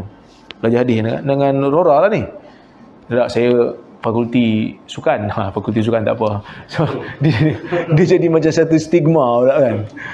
Sedangkan kita bukan ajak orang buat benda yang pelik. Kita ajak orang kembali kepada Al-Quran dan Sunnah. Itu pun jadi masalah. Ya? Tapi kita kena buat. Li Rasulih. Kita nak menegakkan, nak jaga nama Nabi SAW daripada hadis-hadis palsu. Kan? Tapi ada hadis palsu memang susah nak bantras. Sebab tu kalau saya diberikan kuasa lah, kalau katalah kita ada kuasa nanti ni, Kan? Kita kena wujudkan orang yang nak mengajar agama kat masjid-masjid ni kena belajar ilmu takhrij. Kena belajar ilmu macam mana cara nak tahu hadis ni sahih ke tidak. Kena belajar. Ustaz-ustaz yang mengajar kat masjid-masjid tu kena tahu. Supaya bukan main sauk je semua hadis. Itu kalau saya ada kuasa lah. Kan? Tapi masalah saya tak ada. Bila kita baca hadis dalam kitab, kita jumpa satu-satu hadis dalam kitab, kita kena check lah kesahihan dia. Macam mana nak check tu? Ada ilmu dia lah. Sebab kadang-kadang ada orang dia tanya saya soalan kan. Dia kata, Ustaz, apa status hadis ni? Saya kata, kejap. Lepas 2 jam, 3 jam saya bagi ni. Hadis ni dhaif. Oh, cepatnya Ustaz cari. Macam mana? Dia pun kata hebatnya. Bukan hebat pun. Sebab ada cara nak cari. Kalau kita tak ada cara, memang susah lah nak cari. Buka satu-satu kitab. Kita tak ada method mencari. Kan masuk library, tak ada cara nak cari buku. Tak ada nombor kod. Kan susah. Tapi bila ada nombor kod, kita tahulah. Okey, hadis ni dia punya tema apa. Dan kita boleh cari kitab-kitab yang berkaitan dengan tu lah. So kita akan jumpa sanad dia. Lepas tu kita boleh buat penilaian. Pendakwah-pendakwah, guru-guru takmir yang mengajar di masjid, yang pegang tauliah, sepatutnya belajar benda ni.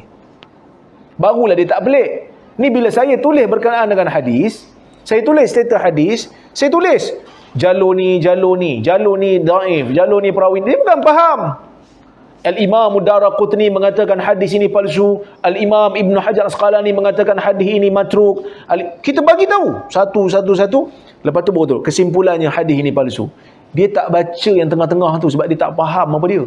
Dia baca kesimpulannya. Tengok orang sikit-sikit nak palsu hadis. Sikit-sikit nak palsukan hadis.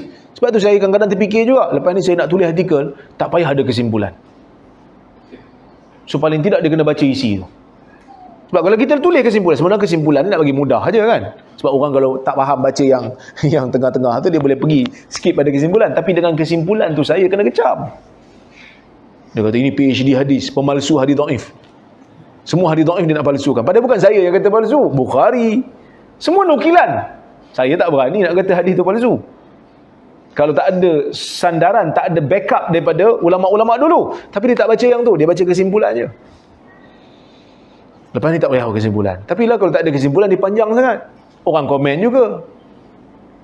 Letaklah dekat tajuk, Ustaz. Ada juga yang jenis baca tajuk je. Lepas ni tak payah ada tajuk, tak payah ada kesimpulan. Dah panjang pula. Komplain juga, panjang sangat lah Ustaz. Boleh lukis tak?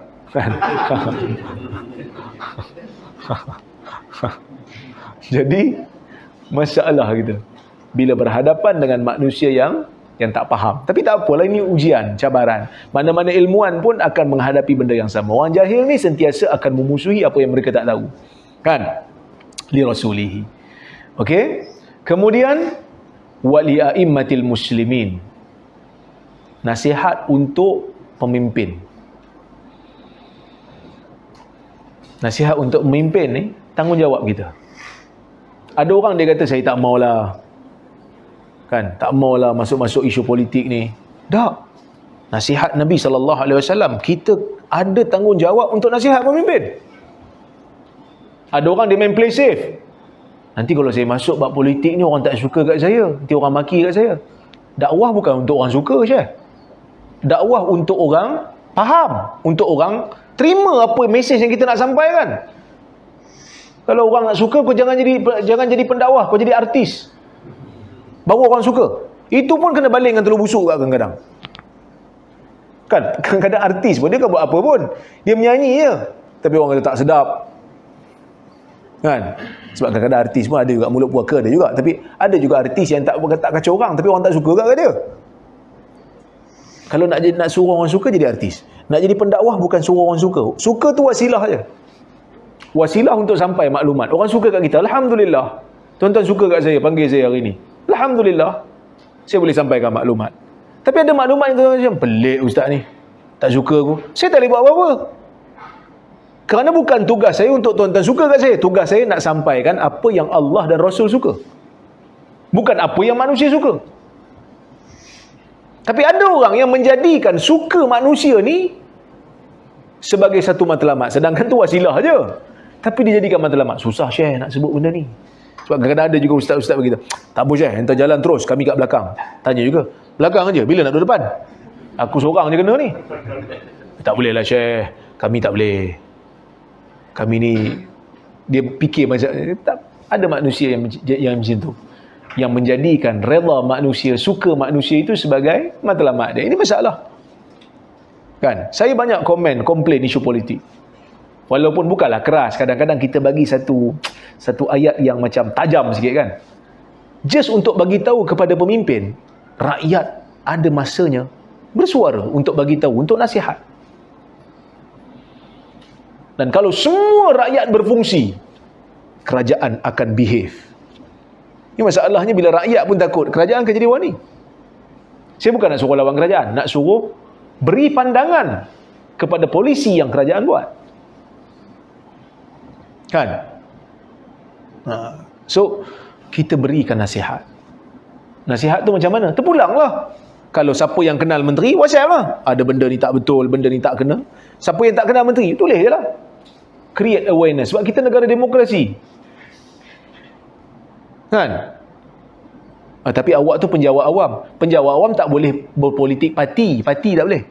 Melainkan dengan kebenaran bos. Saya bukan berparti, saya tak ada parti. Dia kata tak boleh berpolitik, mengkritik dasar kerajaan. Kita bukan kritik, kita nak baiki. Kita kata benda ni tak kena. Contohnya kan. Apa masalahnya? Itu pun dalam bidang kita lah. Kalau ada statement-statement yang kurang kena, kita diberikan tanggungjawab yang besar untuk memberikan nasihat kepada pemimpin. Terutamanya kalau pemimpin jenis tunggang agama. Ini lagi. Tunggang lah Belfire, jangan tunggang agama. Banyak benda boleh tunggang. Keldai boleh tunggang, unta boleh tunggang. Tapi kenapa agama juga yang kau nak tunggang? Kan? Tapi sebenarnya saya banyak menegur pun kalau ada isu ni lah tunggang agama kan. Dia buat apa pun ada je dalil bagi dia. Orang macam ni kena tegur. Sebab apa? Sebab sejarah membuktikan kewujudan mazhab Syiah itu adalah asalnya disebabkan oleh politik. Dengar kan Syiah? Syiah ni, dia memang satu, boleh saya katakan, bukan sekadar mazhab, dah jadi agama lain dah. Dah jadi agama lain dah daripada kita. Sebab dia tak pakai Sahih Bukhari Muslim kita ni. Dia ada kitab hadis dia. Kenapa mereka berbeza daripada kita? Pecah daripada kita? Sebab asal politik lah. Dia kata patut Ali jadi khalifah. Akhirnya membina doktrin. Membina satu ajaran baru yang tak sama dengan ahli sunnah. Kita tak mau ada orang-orang politik menggunakan agama sehingga membawa satu ajaran baru. Tak mau. Kan, masa berpakat dengan orang ni, siapa yang tak sama dengan saya, musuh Islam. Masa pakat dengan orang sana pula, siapa yang tak sama dengan saya, musuh Islam. Pening kita. Mana satu musuh Islam ni?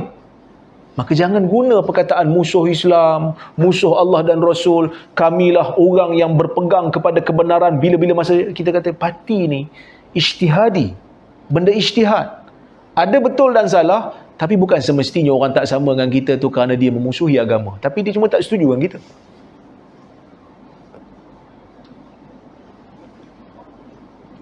Wa ammatihim, dan juga nasihat untuk semua orang Islam. Nasihat untuk semua orang Islam. Jadi kita ada tanggungjawab untuk memberikan nasihat kepada rakyat, untuk memberikan nasihat kepada orang ramai. Kita ada tanggungjawab. Jadi itulah lebih kurang yang saya boleh sampaikan. Kita sampai berapa ni? Pukul 1. Ni ada lebih kurang dalam setengah jam. Kalau ada soalan, komen, boleh tanya. Sampai Zuhur. Okey. Kalau ada apa-apa nak tanya, ya. Nak minta nasihat juga ni. Nak mengundi ni nasihat sikit. Kriteria. Tak nak cakap lah mana satu. Bayar sendiri. Dia pertama sekali, kita kena tengok di mana yang dapat memberikan kestabilan politik. Sebab kita ni dah letih dah dengan slogan, kalau undi saya akan buat Islam. Contohnya kan. Sebab bagi saya nampak walaupun mereka memerintah, tapi tak nampak Islam tu lebih daripada sebelum ni. Tak nampak lagi lah. Setakat ni saya tak nampak. Sebab kedai runcit serba nikah masih ada jual arak lagi. Orang Islam masih lagi yang kerja kat situ terpaksa lagi jual arak. Sebab tu saya mengharapkan agar kita buat something lah. Kita kena ada suara orang-orang yang meniaga, budak-budak yang bekerja dekat 7-Eleven, yang bekerja dekat kedai Semerdeka ni, kalau boleh orang Islam tak boleh jual arak. Saya tak tahu kalau ada peraturan tu, kalau tak diikut, tapi saya rasa macam kita kena enforce lah benda tu. Kesian tengok bila budak-budak kan, budak-budak muda duk jual arak kat orang. Patutnya negara yang majoriti Muslim macam kita ni, kita kena buat something lah sepatutnya. Jadi saya nampak macam slogan tu macam tak berapa nak berjalan sekarang ni untuk keadaan semasa, kerana kestabilan politik tak ada. Bukan saya nak menafikan niat baik dia orang tu, niat baik dia orang tu mungkin ada, tapi dia orang pun sendiri kata kami tak boleh buat apa sebab kami minoriti dalam kerajaan. Jadi wujudkan kestabilan politik dulu kan. Macam mana nak wujudkan kestabilan politik? Saya pun bening tengok sekarang ni. Kalau tengok dengan Pakatan Harapan, serabut juga kepala kita tengok. Dengan 22 bulan mereka memerintah, kita pun tak nampak perbezaan apa yang diorang nak bawa kan. Yang nampaknya kenyataan demi kenyataan, kenyataan balas, kenyataan mula yang dibuat menggusarkan orang Islam. Kerana wujudnya tokoh-tokoh besar mereka macam Ramasaminya, macam Roni Liu, yang kenyataan mereka menggusarkan orang Islam. Dengan Pakatan Nasional pula, Perikatan Nasional kan. Perikatan Nasional pula, dia satu, kita pun tak tahu, mereka pun tak berikan apa-apa tawaran lagi. Manifesto sebab mereka tak masuk bertanding pilihan raya umum lagi. Barisan Nasional dengan masalah dia, apa yang saya harapkan adalah kita mungkin boleh tengok pada calon lah kot. Sebab apa? Sebab dulu orang tak setuju dengan saya. Dia kata, tak boleh Ustaz. Dia orang kalau kita undi calon pun, dia orang ada kaitan dengan parti. Parti boleh menentukan. Tak ada, sekarang boleh lompat. Anytime boleh lompat. Saya rasa saya pangkah Bersatu hari tu, tengok lompat lagi. Saya pangkah BN hari tu, lompat lagi. So lompat banyak sangat kan.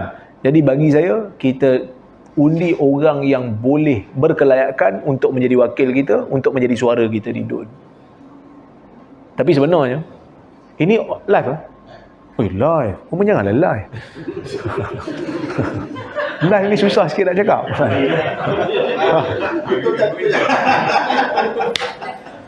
Ingat rakamnya kan. Tapi kita memerlukan, kalau kita nak buat perubahan lah kan, kita memerlukan ahli politik yang muda, yang kurang baggage. Sebab banyak ahli-ahli politik kita yang pelbagai bagasi, banyak file.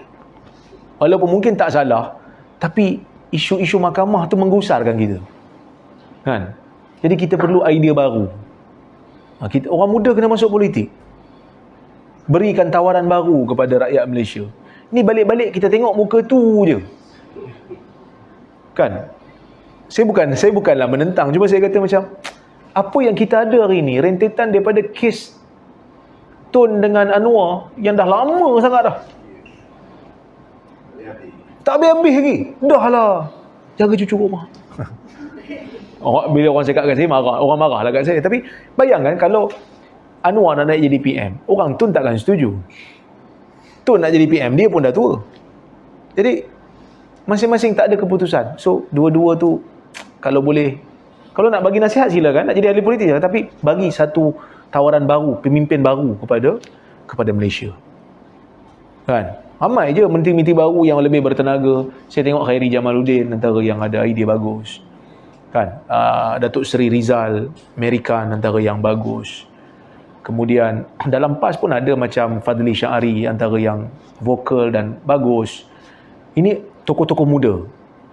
Syed Saddiq pun walaupun ada benda saya tak setuju dengan dia, tapi ada benda idea-idea dia pun bagus. Ini tokoh-tokoh muda dalam PKR ada yang muda-muda. Saya tengok dalam UMNO pun ada yang Syahril tu kan. Itu pun yang bagus. Dalam PKR pun ramai sebenarnya tokoh-tokoh muda. So tonjolkan tokoh-tokoh muda ni, berikan tawaran baru kepada rakyat Malaysia, kerana kita dah letih dah dengan orang-orang politik lama-lama ni. Balik-balik muka tu juga. Kan saya lemah lah. So rakyat Malaysia kena buat perubahan, kena berani buat perubahan. Kita dah buat perubahan dah sebelum ni, tapi nampaknya perubahan tu tak seperti mana yang diinginkan. Mungkin kerana yang tua-tua ni yang ada kat atas tu. So bukan kita nak kata tua-tua ni tak berfungsi. Hamka pun kata kalau dalam satu organisasi tua saja, muda je tak ada orang tua, dia mungkin tekan minyak tak ada brek. Kalau tua je brek minyak, asyik tekan brek je minyak tak tekan. So kena ada dua-dua lah, gabungan tu kena ada dua-dua supaya bila perlu tekan minyak, bila perlu tekan brek. Mudah-mudahan menjawab soalan walaupun tak begitu direct sebab live. Ada dua soalan. Ya. Okey, baru-baru ni kan yang jemaah pergi umrah dengan tidak ada vaksin kan. Jadi bila dia tak vaksin dengan cara apps yang menipu apa tu, yang dia buat apps dengan tak ada vaksin tapi ada app tu, jadi dia orang dah dapat tangkap itu palsu. Dan apa ni macam Arab Saudi tak bagi, dah stop jemaah Malaysia untuk ke Saudi. Dan tidakkah itu menyusahkan yang lain yang betul-betul dah vaksin, disebabkan yang nak pergi umrah sangat ni sanggup menipu dengan cara memasukkan cara ini.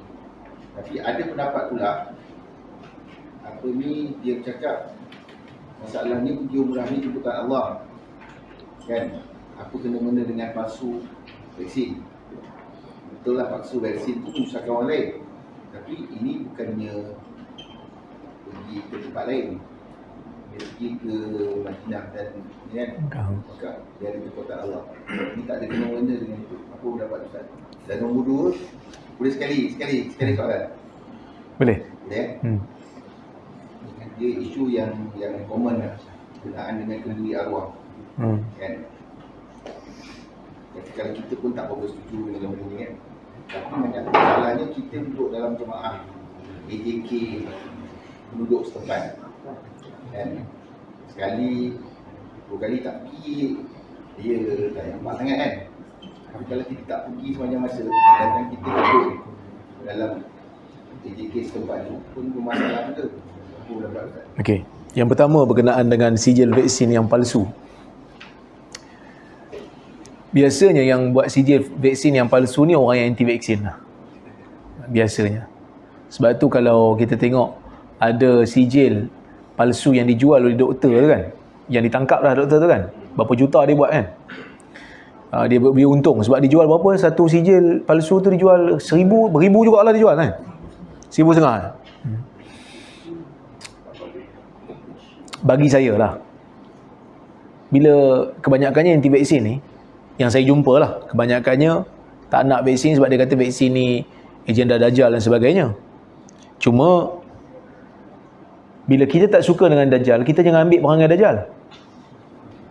Banyak orang tak suka dengan Dajjal, tapi dalam masa yang sama dia pun lebih kurang macam Dajjal juga. Menipu ni kerja Dajjal. Menipu ni kerja Dajjal. Sebab Dajjal ni memang menipu, sebab dipanggil Dajjal. Dajjal tu pembohong. Sebab tu ulama hadis melabel orang yang suka palsukan hadis sebagai Dajjal. Sebab pembohong. So Dajjal pembohong. Jadi kita berbohong yang kata kita ni dah divaksin sedangkan kita tak divaksin. Dosa ke tak dosa? Dosa. Lepas tu kita menyusahkan orang lain pula. Dosa ke tak dosa? Dosa. Jadi kalau katalah kita ni memang tak nak vaksin dan kerajaan tak bagi kita pergi sebab kita tak ada vaksin, tak payah pergilah. Pasal apa nak pergi menipu pula? Tak perlu menipu, kerana kalaulah kata sebab syarat nak pergi ke haji dan umrah ni kan dia az-zad war rahilah. Dia mesti ada bekalan yang cukup dan dia kena ada kenderaan ataupun rahilah ni zaman dulu tunggangan lah yang menyampaikan dia. Visa tak dapat sebab tak vaksin, tak perlulah pergi. Kerana kita tak dapat benda tu. Kerana kita kata saya tak nak ambil vaksin sebab vaksin ni bagi saya bahaya. Tak ada orang paksa pun. Sebab vaksin pun sekarang tak ada orang paksa. Cuma ada sekatan-sekatan dan halangan lah. Jadi mungkin ada orang kata itu kenapa kami disekat, sebab kami pun rakyat juga. Dia macam inilah, kalau kita tak nak vaksin, kerajaan kata kena vaksin. Cuma booster ni ada isu sikit lah lately. Tapi untuk dos 1 dan 2 terbukti berkesan lah. Kalau ada kesan pun dia sangat-sangat minor. Tak efek kepada semua. Yang tak efek kepada kebanyakannya okey dengan adanya vaksin. Kalau betul kita tak nak vaksin, kita kena bina hospital sendirilah. Kita kena kumpul anti vaksin ni, buat hospital sendiri. Sebab nanti kau sakit, yang kena rawat engkau orang yang suruh ambil vaksin tadilah. Yang kena jaga malam, ICU penuh, orang yang duduk dalam hospital tu lah. Kan? Orang yang suruh kau ambil vaksin pada awal, lepas tu bila kau kena, teruk macam-macam dia punya simptom, dia punya efek. Yang kena jaga kau tu orang hospital tu lah, yang kau kata ejen Dajjal tu. yang kena overtime setiap masa tu. Jadi kena buat hospital sendiri, kena buat community sendiri. Kan? Jadi itu nasihat saya lah kalau nak bebas. Tapi kita berbalik pada isu. Cuba bayang orang yang buat sijil palsu ni. Sepatutnya kalau betul lah dia nak bantu, dia tak payah jual lah sijil tu, bagilah free. Demi umat. Tapi dia pun jual juga. Dalam masa yang sama dia pun ambil vaksin juga. Jadi mangkuk betul siapa yang percaya kat doktor tu. Kena tipu je kan. Kena tipu pun siang hari. Jadi ini benda yang tak patut berlaku. Ya, kalau betul kau tak nak ambil vaksin, kau tak payah pergi umrah. Kerana kewajipan dah gugur. Tidak ada visa, maka tak wajib pergi. Kan? Tak wajib pergi. Sebab kita tak ada visa, kita tak dibenarkan untuk pergi, maka ada halangan. Sebab itu dalam haji pun ada konsep ihsar, terhalang daripada melakukan haji. Itu bagi orang yang dah keluar dah tu, zaman dulu kan. Apatah lagi orang yang daripada awal tak dapat visa. Itu yang pertama. Yang keduanya, berkenaan dengan berkenaan dengan pergi tak vaksin ni, dia ada satu lagi isu yang kedua, iaitu vaksin ni ada macam-macam. Ada vaksin COVID, ada vaksin meningokokal ke apa kan. Yang tu ada isu sikit. Sebab kan ada seorang ustaz, dia kata dia tak ambil vaksin apa semua. TV Hijrah ada, TV Hijrah ke TV Hijrah lah, dia ada call saya, dia minta saya buat saya bagi pandangan sikit. Saya kata isu ni tak jelas bagi saya. Sebab yang bila dia kata dia bukan tak ambil vaksin COVID, tapi vaksin lain yang dia tak ambil tu ada isu sikit. Sebab Arab Saudi ni memang dia wajibkan visa umrah untuk ambil vaksin meningokokal tu. Tapi kalau dia ambil vaksin ziarah, vaksin pelancongan, yang tu tak wajib. Dia ambil visa pelancongan tu, dia tak wajib ambil vaksin tu. Jadi berkemungkinan, saya tak tahu, saya tak tanya lah ustaz tu, tapi berkemungkinan ustaz tu dia ambil visa yang tu lah, visa pelancong, jadi tak wajib ambil. Walaupun kerajaan Malaysia wajibkan siapa nak pergi umrah kena ada vaksin tu, tapi sebab visa tu visa pelancong, Saudi bagi visa pelancong, dan visa tu tak wajibkan kita untuk ada sijil vaksin tu. Jadi visa pelancongan tu boleh masuk Saudi sebagai orang yang buat umrah.